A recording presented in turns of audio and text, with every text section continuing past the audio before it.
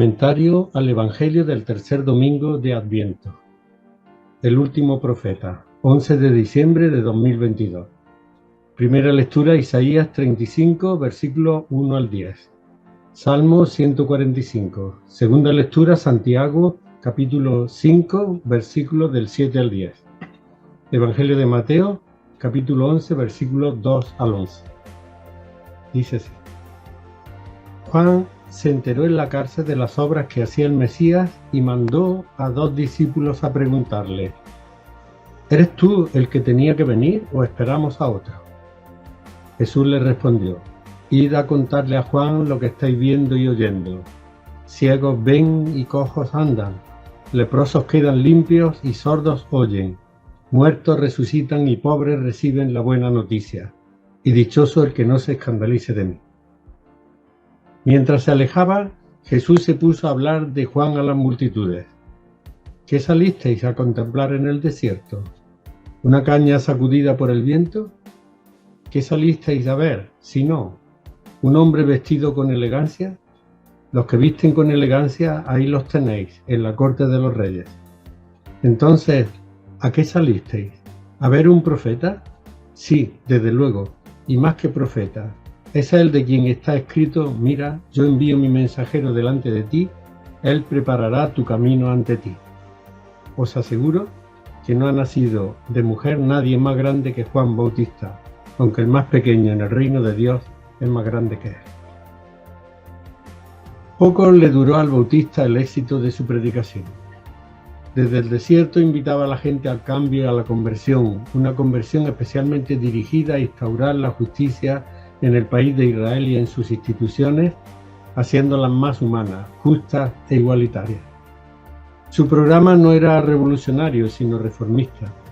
Desde el desierto llamaba a la gente a salir de aquel sistema religioso en cuyo centro estaba el templo de Jerusalén, convertido en casa de negocios y cueva de bandidos, como denunció Jesús, y en el que hasta el perdón de Dios se obtenía mediante dinero.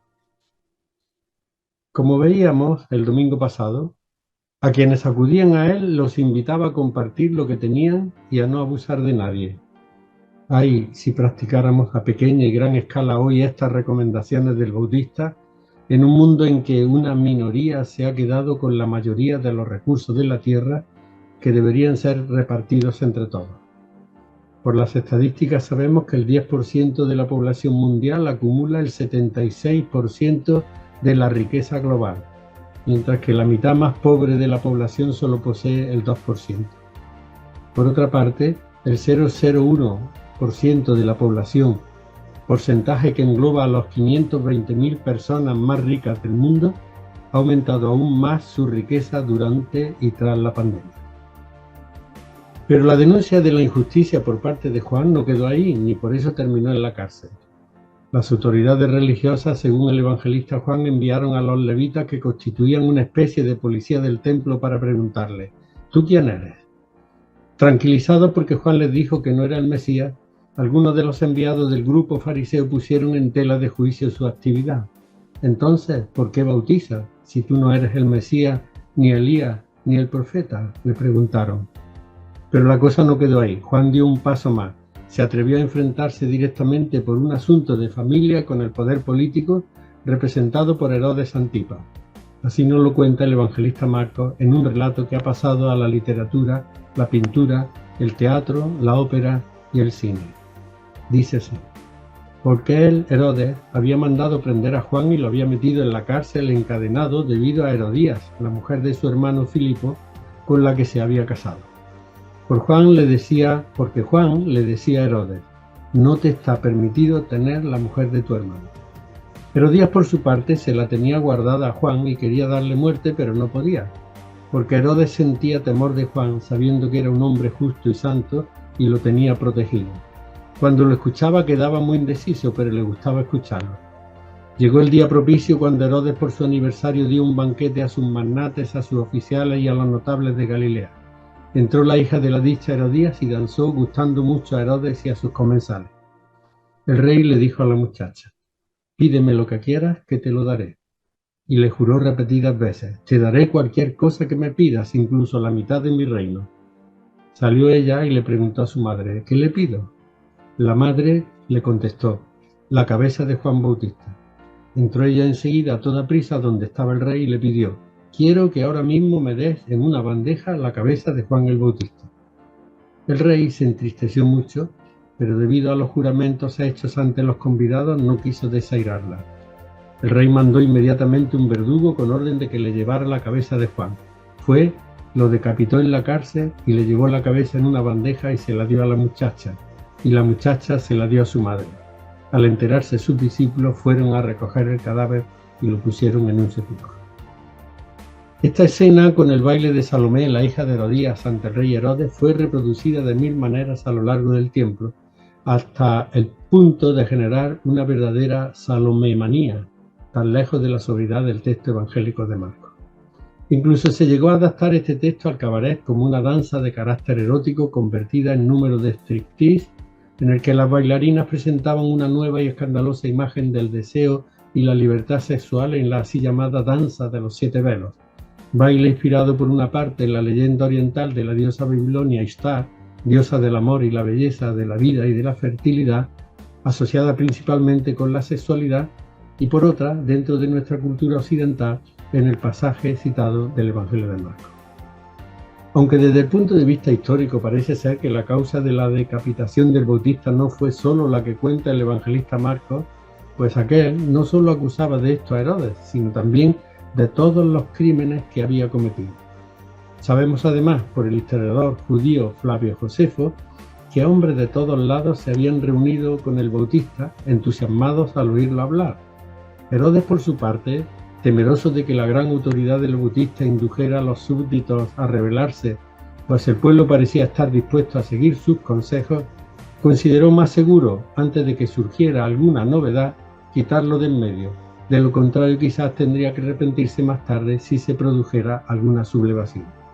Así, por esa sospecha, Juan Bautista fue encarcelado y enviado a la fortaleza de Maqueronte, al este del Mar Muerto, donde fue asesinado. Los judíos creían que en venganza de su muerte fue derrotado el ejército de Herodes, queriendo Dios castigar. Así nos lo narra Flavio Josefo en las Antigüedades Judías. Pues bien, en la cárcel, antes de ser degollado, Juan entró en crisis respecto a la figura de Jesús. Sus discípulos le comentaban cómo éste actuaba de manera sorprendente. Por eso, para salir de dudas, Juan decidió enviar a 2 de ellos a Jesús para que le preguntasen directamente si era el que tenía que venir o debía esperar a otro, pregunta que era claro reflejo del momento de duda que atravesaba en la cárcel. Juan andaba perplejo porque había anunciado un Mesías cuyo bautismo tendría el carácter de un juicio que separaría a los que se habían arrepentido y roto con el sistema judío de los que no, especialmente los círculos del poder, fariseos y saduceos. A los primeros les anunciaba que recibirían el Espíritu de Dios, espíritu de fuerza, de vida y fecundidad, y a los segundos, que no habían cambiado de conducta y que seguían pensando que con ser hijos de Abraham, esto es, con ser miembros del pueblo hebreo bastaba para salvarse, les anunciaba un futuro de destrucción y muerte expresado en estos términos: todo árbol que no da buen fruto será cortado y echado al fuego. Para Juan, a la manera del que recoge la mies para aventar y separar en la era el trigo de la paja, Jesús vendría con el bieldo en la mano para aventar su parva o cosecha y reunir el trigo en su granero. La paja, en cambio, la quemaría en una hoguera que no se apaga. Lo que sabemos de siempre: un Dios que premia a los buenos, el trigo, y castiga a los malos, la paja, que se nos decía en el catecismo. Pero Jesús no actuaba en la línea justiciera que anunciaba el Bautista, más bien todo lo contrario, pues la respuesta de Jesús a los enviados de Juan fue la siguiente: id a contarle a Juan lo que estáis viendo y oyendo. Ciegos ven y cojos andan, leprosos quedan limpios y sordos oyen, muertos resucitan y pobres reciben la buena noticia, y dichoso el que no se escandalice de mí. Admirable e inesperada respuesta, pero también decepcionante para un buen judío como era Juan Bautista.